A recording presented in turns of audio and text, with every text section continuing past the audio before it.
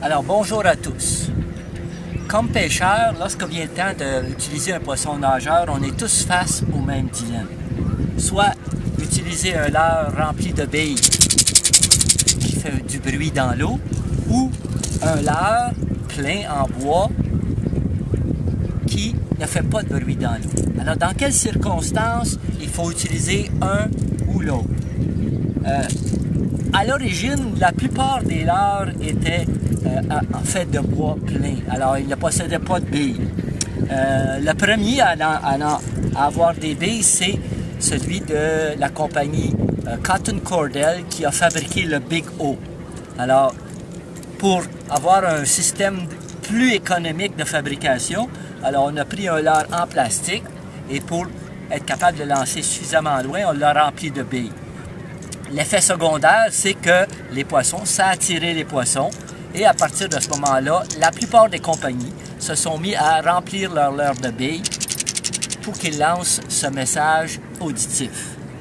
Alors, mais, comme dans d'autres choses, trop de bruit, une utilisation de leurre, si vous voulez, qui font du bruit là, à tous les moments, ça fait qu'à un moment donné, le poisson s'habitue et ça peut avoir un effet négatif. Alors, il est bon d'avoir dans son coffre des leurres plus silencieux, comme celui-ci. C'est ceux qui font un petit peu de bruit parce que les hameçons s'entrechoquent, et des leurres très bruyants, comme celui-ci. Vous pouvez même moduler votre message auditif.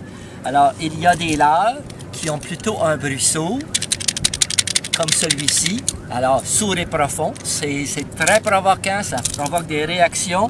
Il y a des leurres qui ont des bruits plus aigus, peut-être pour une situation où on veut un peu plus de discrétion. Et il y a même des leurres qui font presque pas de bruit dans des situations où l'eau est très claire, où les poissons ont subi une pression de pêche importante.